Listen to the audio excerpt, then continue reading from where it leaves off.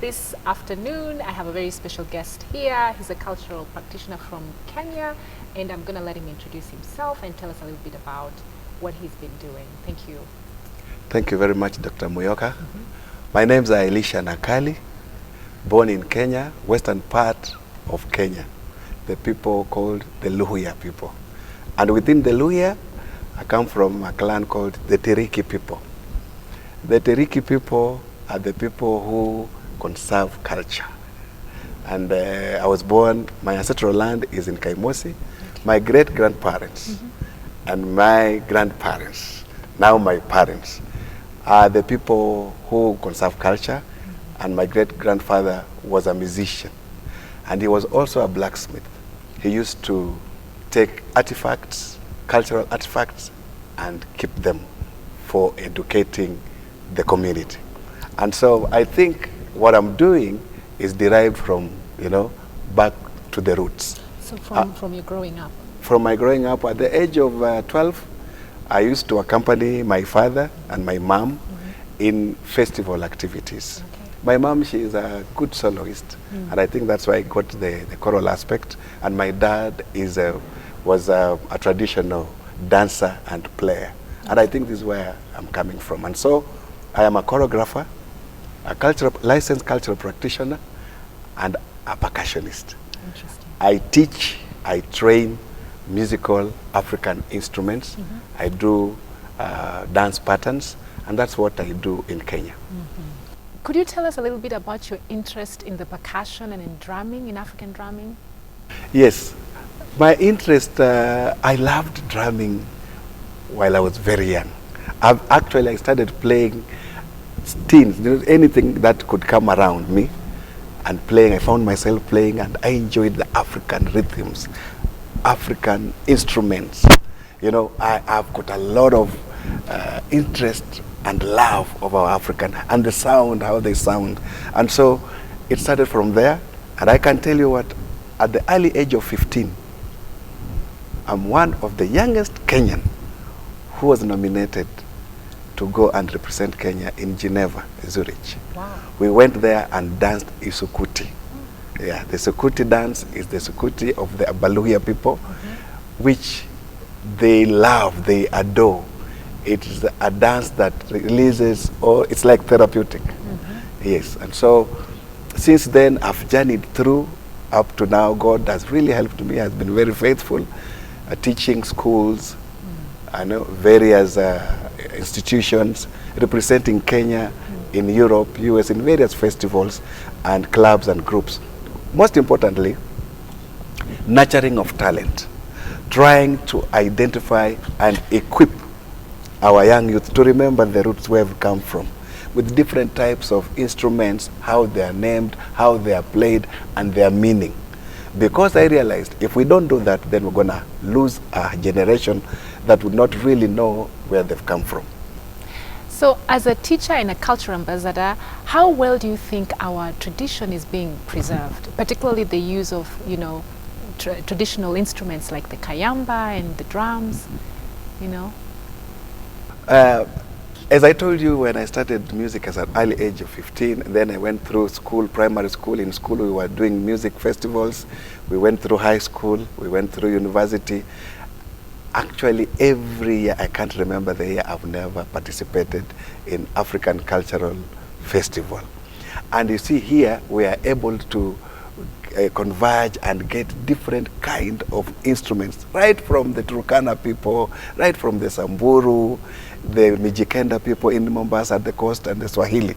And what really caught my eye, this kayamba, they call it a rattle.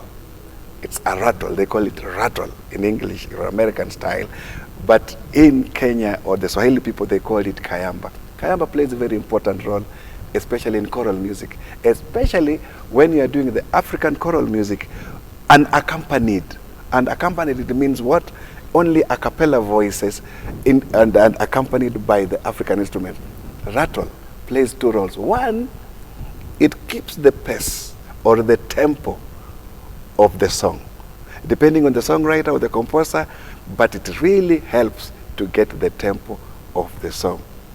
Two, it enhances it adds something in that music, whereby if the choral or the group was performing, it enhances that performance by even putting in the rhythm and the dancing patterns. I discovered that the keyboard now has the rattle effects. And I think the Japanese did a research. We didn't know about that, but the Japanese must have adopted the rattle from the Kenyan ones, because if you, in the keyboard, you will definitely get a rattle, a kayambo.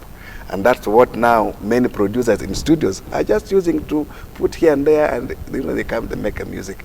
But the original aspect was from Kenya. Do you think that the current generation of young people are interested in our culture? Not really. That's my saddest part, because recently we had kind of a groove, and you could tell when you bring in the old songs, yeah, maybe songs like Malaika, they can familiarize with it, but when you bring in old songs and you try to bring in those traditional instruments, remember they are not mic'd. You use hand, you use your own body, and they are used to loud voice.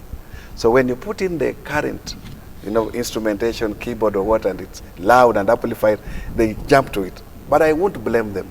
It's what when they were born they found trending, or that's what they found.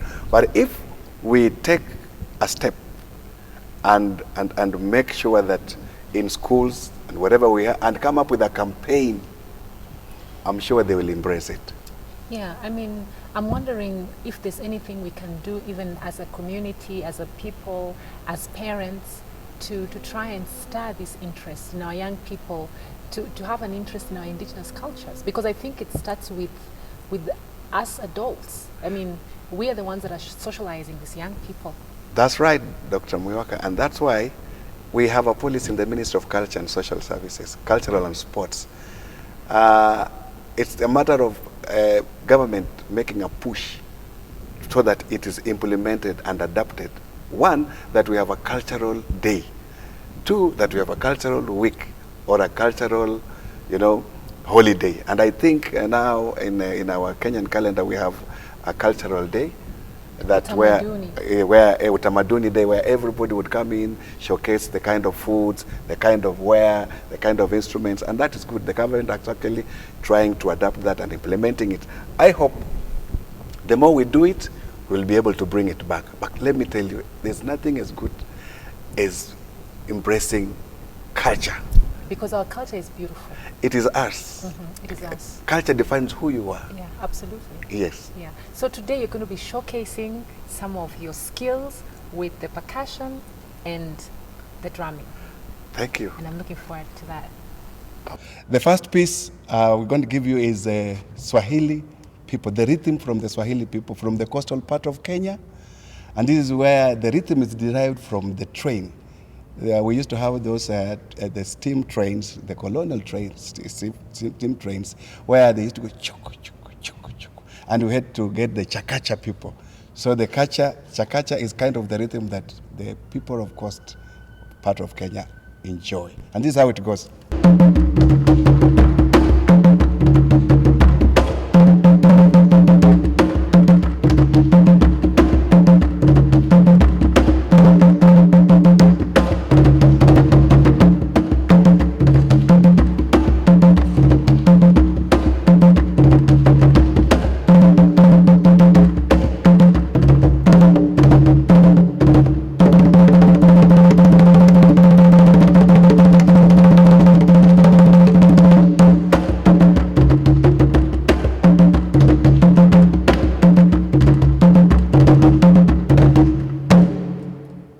The second piece is beats from the western part of Kenya.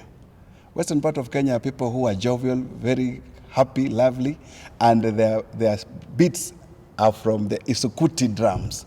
The Isukuti drums is played during the weddings, happy times, harvest times, birthdays, and it goes like this.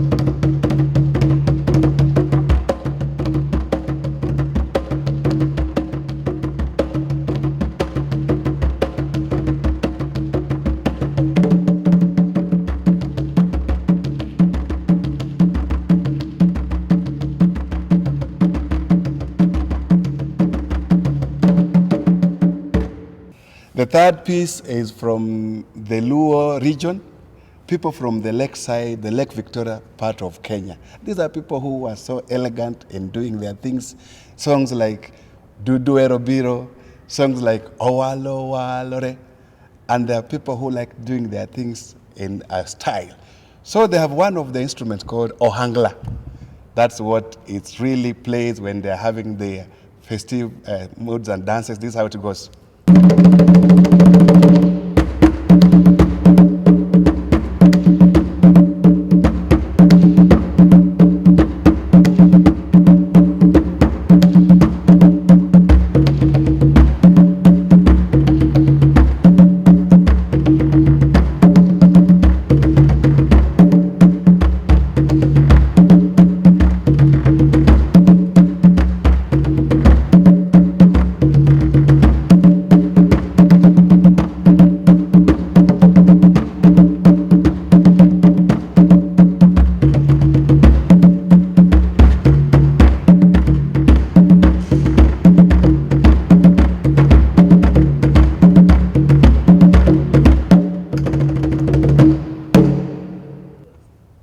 This is a rattle in English, but in Swahili it's called kayamba.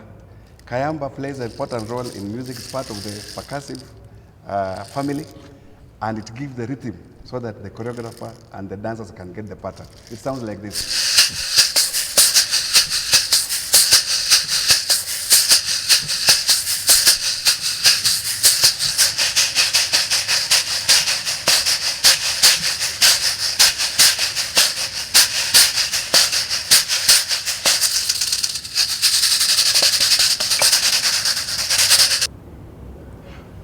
Yes, this is a tambourine, the modern tambourine. But before we used to use the bottle tops, and then they were put in the string, and then it was playing a very important part, especially in some of the songs that the girls could play during the harvest season.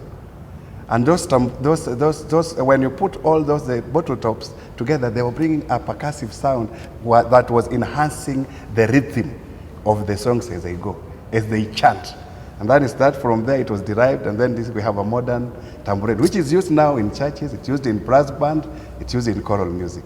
But this one plays a very important role, especially when the song is moving on and you need to fill in a gap in terms of rhythm.